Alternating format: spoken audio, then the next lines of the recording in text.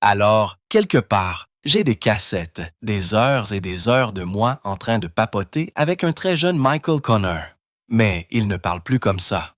Non, non, non, il ne parle plus comme ça. C'était juste, vous savez, il avait 7-8 ans. Forrest Gump a fait 677 millions de dollars, mais Tom Hanks a payé un prix que personne n'a vu. Le deuxième jour du tournage, le réalisateur a dit quelque chose qui l'a hanté pendant des années. Hanks forçait trop et tout semblait faux.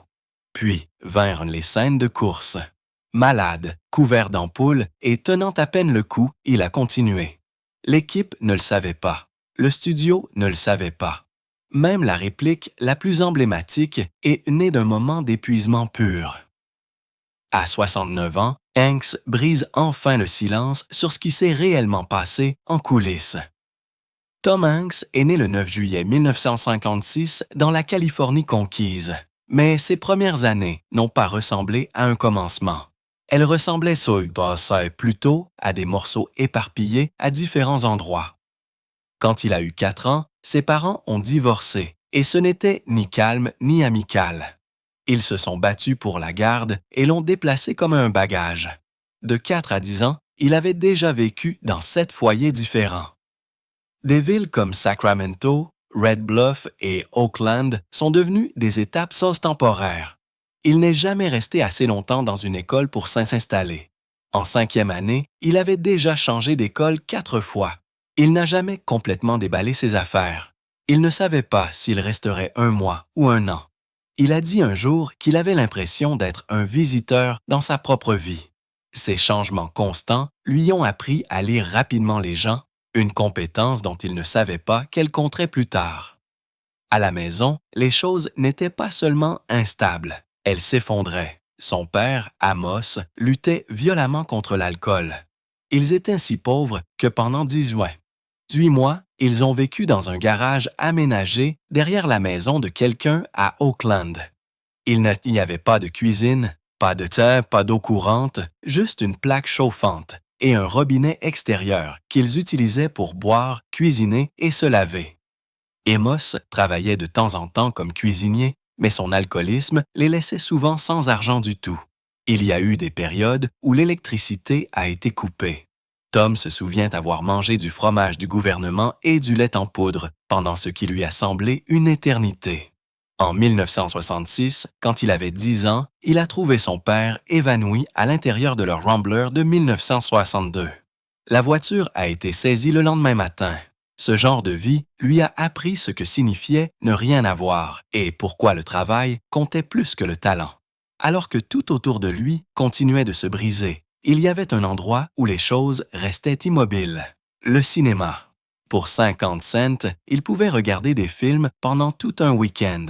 Jimmy Stewart, lui, est devenu plus familier que n'importe quel voisin. Il a regardé La vie est belle et L'homme qui tua Liberty Valance jusqu'à connaître les répliques par cœur. À 8 ans, il a commencé à monter des pièces dans son jardin avec ses frères et sœurs. Des boîtes en carton se sont transformées en saloons et des draps sont devenus des rideaux. Leur première pièce a duré 47 minutes et coûtait 10 cents à regarder. À l'école, il a rejoint le théâtre en 3e année. Il ne se contentait pas de se souvenir des répliques, il devenait les personnages. Une fois, en 1968, il a oublié ses répliques pendant notre ville et a simplement inventé le reste sur le champ. Son professeur, Mme Rollins, a dit à ce moment-là qu'elle savait qu'il était différent. Mais la maison n'a jamais cessé d'être un gâchis. Quand sa mère s'est remariée en 1970, tout a un peu empiré. Son nouveau mari, Léo, était chauffeur de camion et ne croyait pas à l'éducation douce. Il mesurait 1,48 m, pesait 110 kg et a introduit des règles de type militaire dans la maison. Extinction des feux à 21 heures, pas de télé en semaine et des punitions qui effrayaient Tom. En mars 1972, Tom en a eu assez. Léo a brisé sa boîte de coupures de film après l'avoir surpris en train de lire au lieu de nettoyer. Tom avait 15 ans. Il a fait son sac et s'est enfui. Pendant 4 nuits, il a dormi dans la voiture d'un ami et a vécu de collations provenant de distributeurs automatiques. Il a gagné 18 dollars en nettoyant un garage. Sa mère l'a retrouvé le 5e jour et a convaincu Léo de se calmer. Mais ces 4 nuits ont appris à Tom quelque chose qu'il n'oublierait jamais. Ce que ça fait vraiment d'être seul, effrayé et incertain si quelqu'un viendrait vous chercher. Au Skyline High à Oakland, entre 1972 et 1974, il a finalement trouvé quelque chose de solide. Il n'était pas bon à l'école. Ses résultats au SAT étaient faibles, mais la scène lui semblait être sa maison. Il a joué dans South Pacific et The Music Man. Et à 17 ans, il a obtenu un rôle principal qui a fait que les gens s'arrêtaient et regardaient. Pour la première fois, ses camarades de classe l'ont applaudi. Il n'était plus seulement le gamin qui déménageait tout le temps. Le professeur de théâtre a vu quelque chose de brut en lui. Il a dit que Tom pouvait être bruyant et sauvage d'une manière qui illuminait la pièce. Des années plus tard, en 1985, Tom est revenu pour prononcer le discours de remise des diplômes, et tout le monde s'est souvenu de qui il était. Mais 1974 a également été l'année où tout a failli se briser à nouveau. C'est à ce moment-là qu'Amos, son père, est parti pour de bon. Plus de lettres, plus d'appels, juste parti. Tom avait 18 ans et était soudainement l'homme de la maison. Il a pris un emploi au Oakland Hilton en tant que groom, gagnant 350 $ de l'heure. Il portait des bagages, livrait de la nourriture et a même servi du share entre les quarts de travail. Il suivait des cours au Chabot College. Il était tellement fauché qu'il vivait de frites et de manuels scolaires d'occasion. Il a dit plus tard que la seule chose qui était gratuite était l'effort. Cette même année, sur ce même campus, il a rencontré quelqu'un qui allait tout changer. Elle s'appelait Susan Dillingham, bien que le monde la connaisse plus tard sous le nom de Samantha Louise. Ils étaient tous les deux dans une pièce de théâtre universitaire, des souris et des hommes, et Tom jouait George. Les répétitions tardives se sont transformées en quelque chose de plus. Ils lisaient des scénarios ensemble et rêvaient de jouer la comédie. En 1975, ils étaient assez sérieux pour parler de mariage. Même si la vie était dure, ils croyaient l'un en l'autre. Ils se sont mariés en 1978 et ont eu 2 enfants, Colin et Elizabeth, avant de se séparer en 1987. En 1976, il a été rejeté d'une production locale de The Philadelphia Story. La raison, il était trop grand. Ça l'a piqué plus qu'il ne s'y attendait. Sans grandes opportunités en Californie, il a fait un saut. En 1977, il a déménagé à Cleveland, 505 miles away, sick. Après avoir rencontré Vincent Dowling, directeur du Great Lakes Shakespeare Festival. Son premier emploi était payé seulement 45 $ par semaine. Il vivait simplement, parfois dans une camionnette, et jouait des pièces de Shakespeare soir après soir. De 1977 à 1980, il a travaillé plus dur qu'il ne l'avait jamais fait. Il a construit des décors, accroché des lumières, répété sans arrêt. En 1978, il a remporté un Cleveland Critic Circle Award pour Les 2 gentilshommes de Vérone. Cela lui a donné l'impulsion d'essayer New York. En décembre 1979, il a obtenu son premier rôle au cinéma. C'était un film d'horreur intitulé He Knows You're Alone. Ils l'ont payé 800 $ pour 2 semaines. Ils ont utilisé de vrais couteaux dans certaines scènes. Il était censé mourir dans le scénario, mais ils l'ont assez aimé pour le réécrire.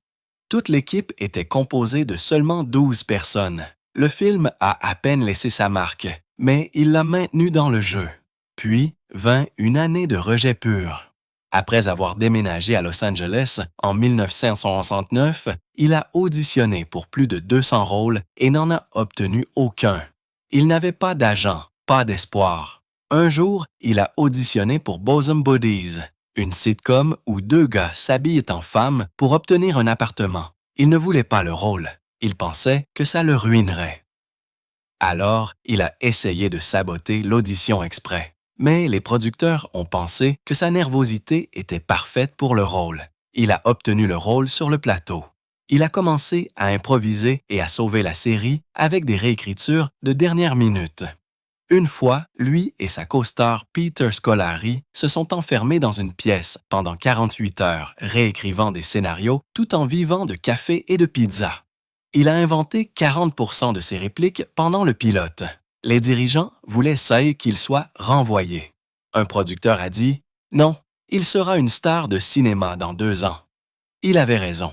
Mais après l'annulation de la série en 1982, son agent l'a laissé tomber. Sans avertissement, juste parti. Tom avait 15 000 $ de dette, vivait de cartes de crédit, mangeait des ramen. Il a même appelé son père pour lui demander s'il pouvait travailler au restaurant familial. Il était à 3 jours de l'expulsion quand Ron Howard a appelé. Il se souvenait avoir vu Tom dans Happy Days. Howard était en train de caster Splash. Cet appel l'a sauvé. Les scènes sous-marines dans Splash ont failli le briser à nouveau. Il portait 36 kilos de poids pour rester sous l'eau. Chaque prise durait 90 secondes sans oxygène. Il a eu des crises de stress de panique, mais n'en a jamais parlé à personne. Il voyait un thérapeute en secret juste pour passer à travers le tournage, Daryl Hannah. Et il travaillait à l'aveugle. Pas de masque, juste des signaux de la main.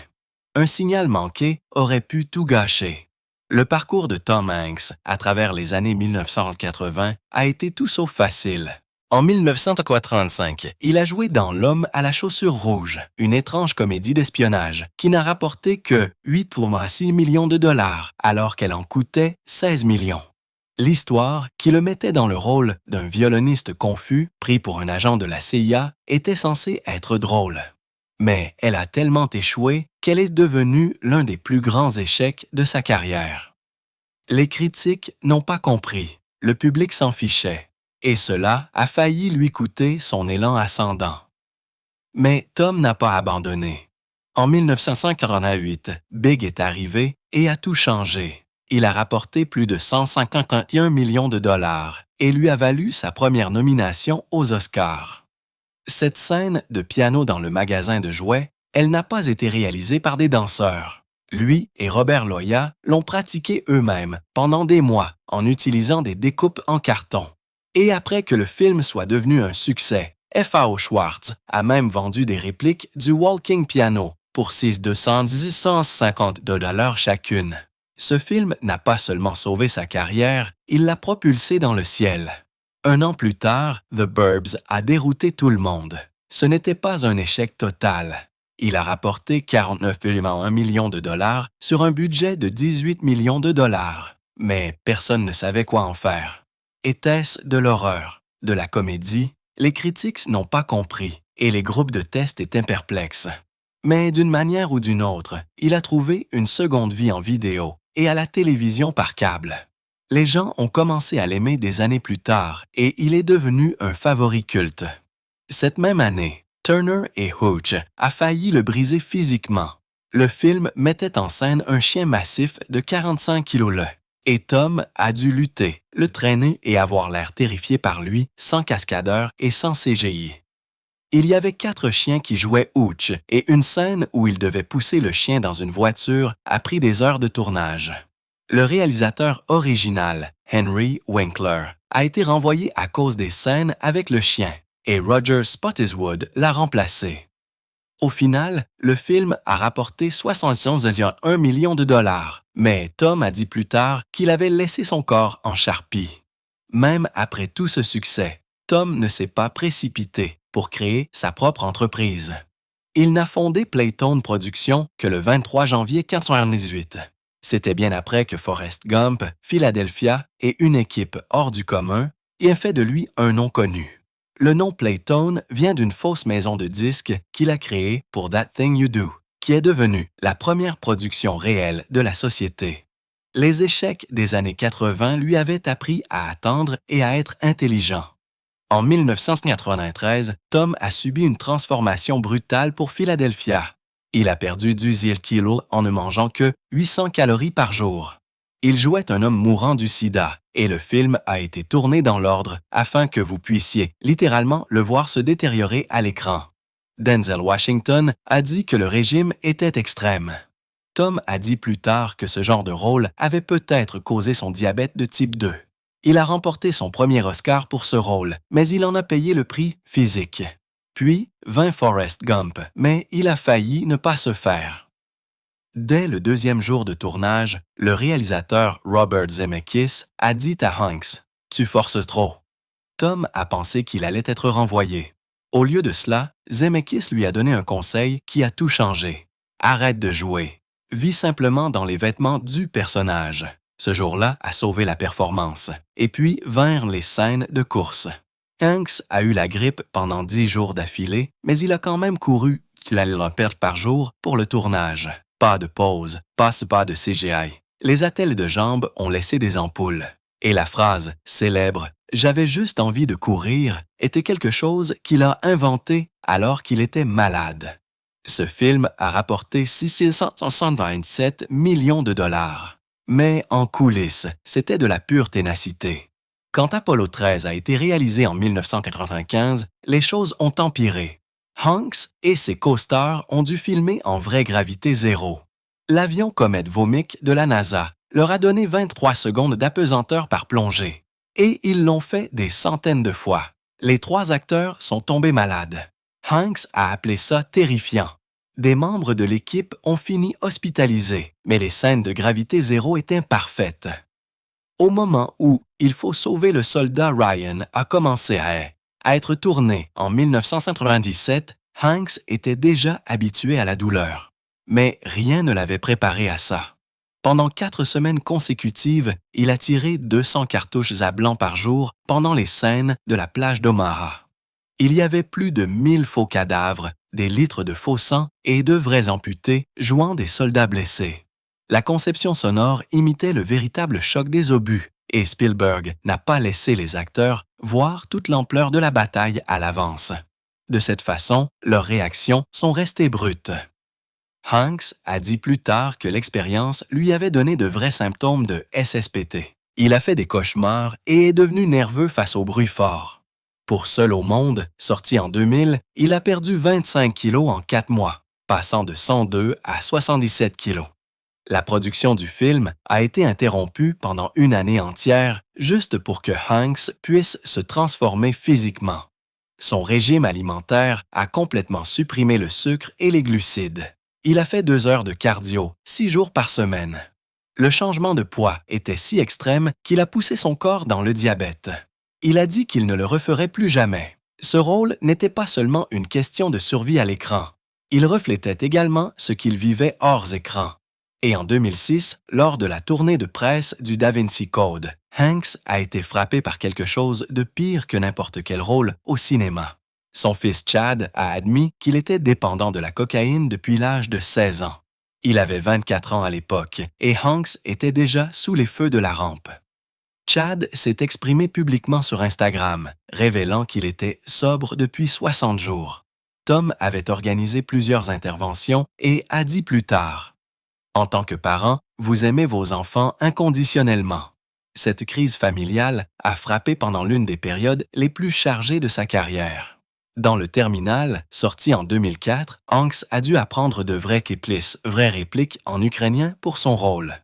Mais le tournage s'est compliqué. La sécurité aéroportuaire renforcée après le 11 septembre a rendu presque impossible le tournage dans de vrais terminaux.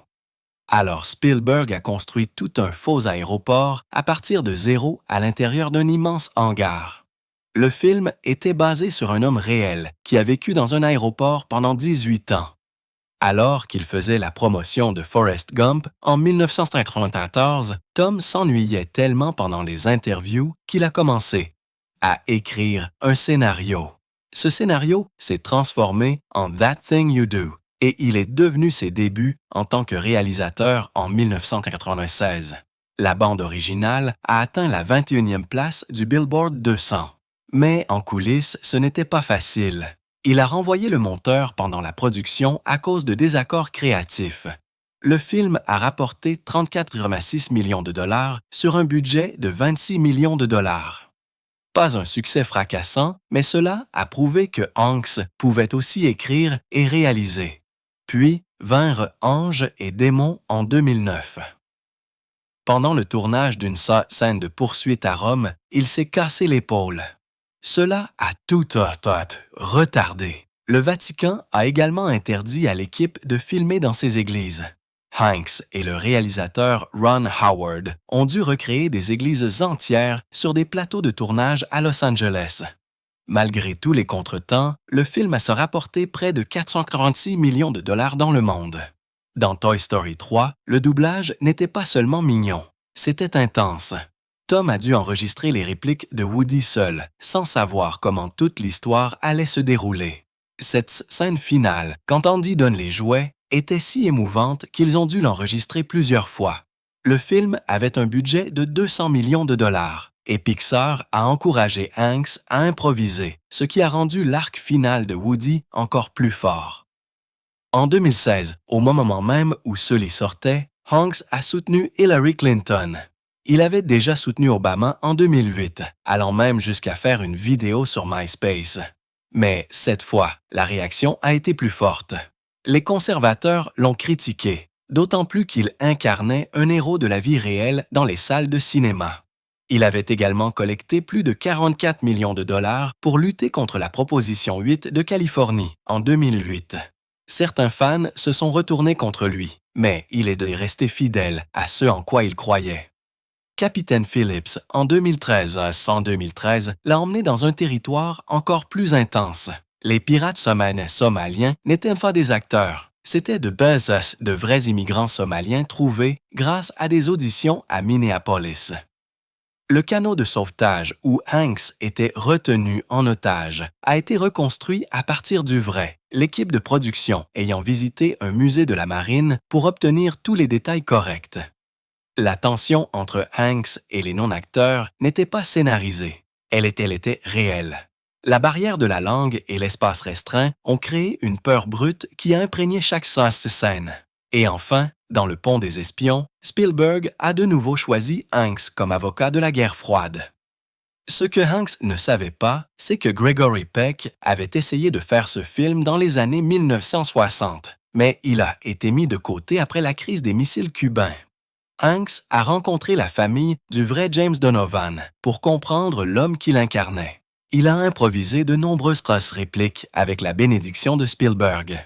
Ce film de 40 millions de dollars a rapporté 165 millions de dollars et a remporté un Oscar pour le meilleur acteur dans un second rôle.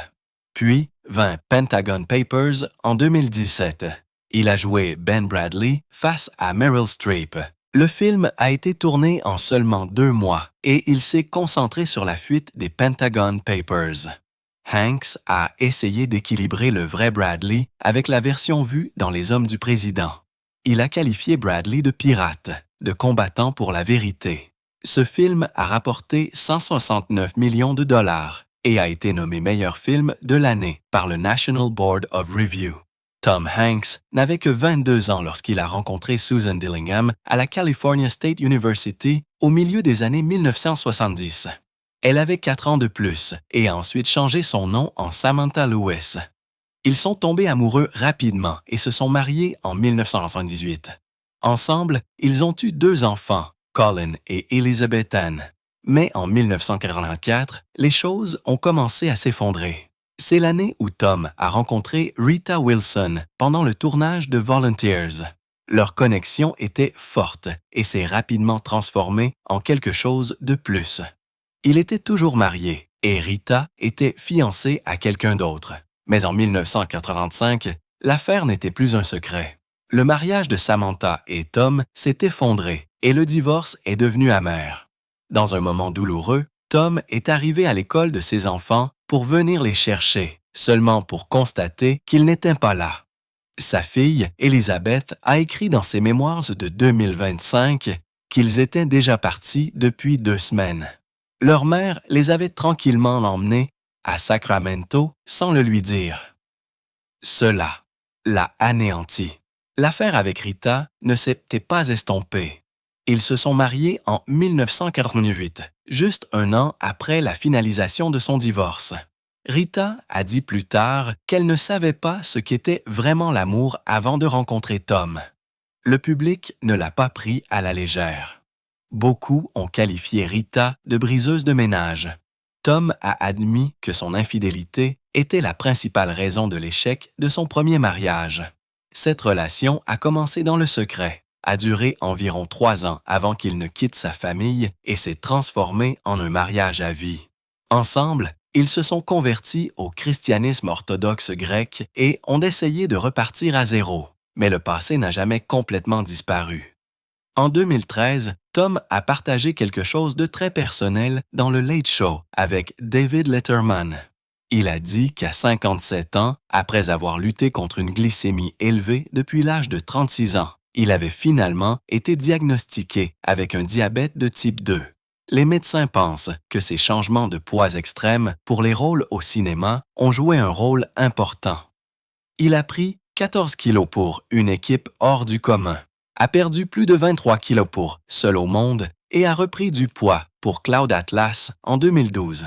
Il a dit à son médecin qu'il préférait avoir le diabète plutôt que d'essayer de revenir à son poids du lycée. Il l'a accepté, mais les choses sont devenues plus difficiles. Le 11 mars 2020, pendant le tournage du biopic Elvis en Australie, Tom et Rita ont tous les deux été testés positifs au COVID-19. Ils avaient 63 ans à l'époque. Ils ont été parmi les premières grandes célébrités à contracter le virus. Leurs symptômes ont commencé par des douleurs corporelles et de la fatigue. Ils ont été hospitalisés dans le Queensland pendant 14 jours. Rita avait de fortes fièvres, des nausées et a perdu son sens du goût et de l'odorat. Tom se sentait faible et fatigué. Même après avoir quitté l'hôpital, il n'a pas pu retrouver sa force normale. Il a partagé que le simple fait de faire la lessive ou la vaisselle le fatiguait tellement qu'il devait faire une sieste. Ses symptômes de COVID ont persisté pendant longtemps et avec son diabète, c'est devenu encore plus grave.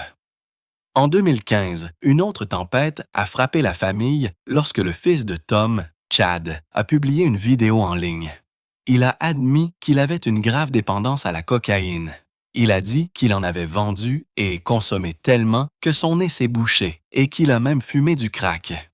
Il est resté dans un programme de réadaptation en pleine nature dans l'Utah pendant près de 6 mois. Tom l'a soutenu publiquement pendant cette période. Chad a dit qu'être célèbre simplement parce que son père était célèbre lui donnait un profond mépris. Il ressentait la pression d'être quelqu'un qu'il n'était pas et ne pensait pas mériter de reconnaissance. Cela l'a presque brisé.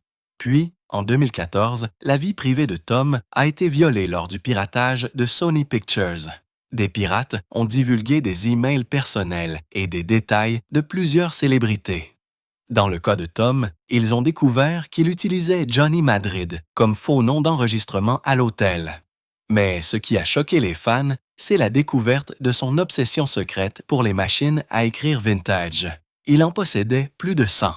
C'était une manie inoffensive, mais c'était quelque chose qu'il n'avait jamais eu l'intention de partager publiquement. La fuite a également exposé les salaires d'Hollywood et des communications sensibles, forçant Tom à modifier ses habitudes de sécurité de façon permanente. Tom a également lutté contre le syndrome de l'imposteur même après des décennies de succès. Pendant le tournage de Forrest Gump en 1994, il se sentait nerveux et incertain de lui-même. Le réalisateur Robert Zemeckis a dû lui dire d'arrêter de forcer autant. Cette insécurité est restée avec lui. Il a admis plus tard que le 2e jour de chaque tournage de film, il doute encore de savoir s'il mérite le rôle. Cela a empiré pendant le tournage de Les Sentiers, de la perdition avec Paul Newman. Tom n'arrivait pas à croire qu'il partageait des scènes avec quelqu'un qu'il considérait comme une légende. Au fil du temps, il a commencé une thérapie pour l'aider à comprendre ses sentiments. Il a dit que cela l'avait aidé à accepter que même s'il se sentait parfois comme une imposture, il ne l'était pas. En 2023 et à nouveau en 2024, des escroqueries générées par l'IA ont commencé. À utiliser le visage et la voix de Tom dans de fausses publicités, faisant la promotion de remèdes miracles contre le diabète et de traitements dentaires. Il s'est exprimé avec force, avertissant les gens qu'il n'avait rien à voir avec eux et que ces publicités étaient fausses et dangereuses. Il a expliqué qu'il ne travaille qu'avec des médecins agréés et n'approuve jamais les traitements non prouvés. C'est devenu une préoccupation majeure car les escrocs utilisaient sa véritable condition de santé pour tromper les gens. Malgré tout, Tom a continué à aller de l'avant. En juillet 2025, à 69 ans, il a dit qu'il se sentait mieux qu'il ne se sentait dans sa trentaine. À cette époque, il a dit que son métabolisme s'était effondré et que la gravité commençait à le démolir. Maintenant, il fait de l'exercice régulièrement et mange correctement. Il a plaisanté en disant que sa trentaine était pleine de pression et de stress, et maintenant il a enfin le temps de se concentrer sur sa santé. Certains ont remarqué des changements dans ses cheveux et sa voix, se demandant s'il avait fait quelque chose pour inverser le vieillissement, d'autant plus que son film Ici utilisait l'IA pour le faire paraître beaucoup plus jeune. Ce film était censé être une grande réunion entre Tom Robin Wright et le réalisateur Robert Zemeckis. Il a été filmé d'une manière unique, en utilisant un seul angle de caméra et en montrant des décennies de vie familiale à travers des fenêtres temporelles. Mais même avec toute la technologie et la nostalgie, le film n'a pas réussi à connecter. Il n'a rapporté que 15,8 millions de dollars dans le monde et a reçu des critiques principalement négatives après sa sortie le 1er novembre 2024. En 2022, Tom avait également reçu de vives critiques pour son rôle dans Elvis, où il jouait le colonel Tom Parker.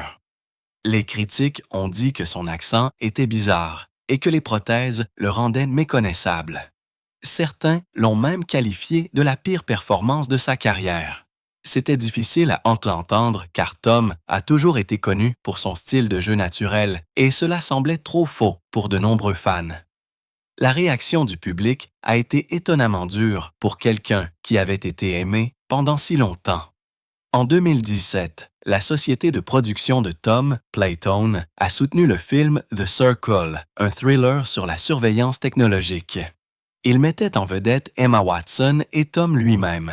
Le film n'a rapporté que 20,5 millions de dollars aux États-Unis sur un budget de 18 millions de dollars. Il a été démoli par les critiques, obtenant seulement 15% sur Rotten Tomatoes. Les gens ont trouvé ironique que Tom joue un magnat de la technologie, mettant en garde contre la confidentialité numérique tout en faisant de la publicité pour des entreprises technologiques comme Apple. Mais tout n'était pas mauvais. En mai 2023, Tom a sorti son premier roman intitulé The Making of Another Major Motion Picture Masterpiece. C'était une histoire de 416 pages, couvrant 80 ans de 1947 à nos jours sur la façon dont la vie d'un vétéran s'est transformée en un film de super-héros moderne. Tom a même créé 3 bandes dessinées lui-même pour accompagner l'histoire. Le roman est devenu un best-seller et a atteint la première place sur plusieurs listes. Les critiques étaient partagées. Certains pensaient que l'histoire était lente, comme des antécédents éparpillés liés entre eux. D'autres ont dit que c'était un regard brut et honnête sur Hollywood de quelqu'un qui l'a vécu. Quoi qu'il en soit, cela a prouvé que Tom n'était pas seulement un acteur. Il était aussi un écrivain désireux de partager une facette différente de lui-même.